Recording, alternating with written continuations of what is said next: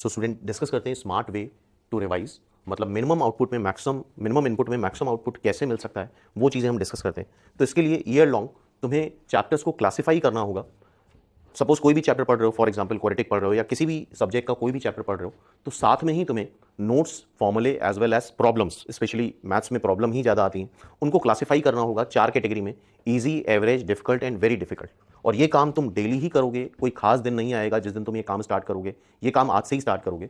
For example, जैसे कई बार class में भी होता है, जैसे हम लोग आईएनपीएस क्लासेस में बता देते हैं, हर एक चैप्टर में बताते हैं, हर एक फॉर्मूले में बताते हैं कि एक रेयर फॉर्मूला है, कम यूज़ होता है, स्टूडेंट एग्जामिनेशन पे भूल जाता है, या एक ये रेयर कंसेप्ट है, कम यूज़ होता है, एग्जामिनेशन में भूल जाता है। तो उसी समय तुम्हें मार्क कर लेना होगा, एक बॉक्स बना लेना होगा उस फॉर्मूले पे या उस कंसेप्ट पे।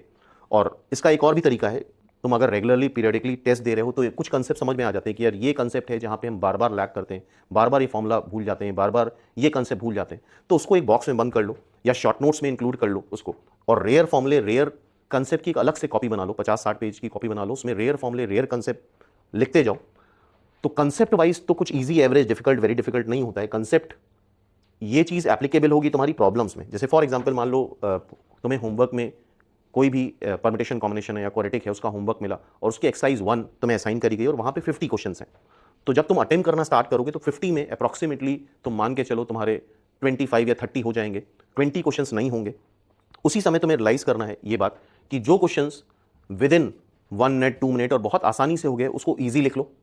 इसके बाद जहाँ पे थोड़ा सा ट्विस्ट है या थोड़ा सा तुम्हें दिमाग लगाना है, थोड़ा सा कैलकुलेशंस हैं, तो उसको एवरेज में डाल सकते हो। डिफिकल्ट, वेरी डिफिकल्ट में वो डाल सकते हो जो तुमसे नहीं हो पाए।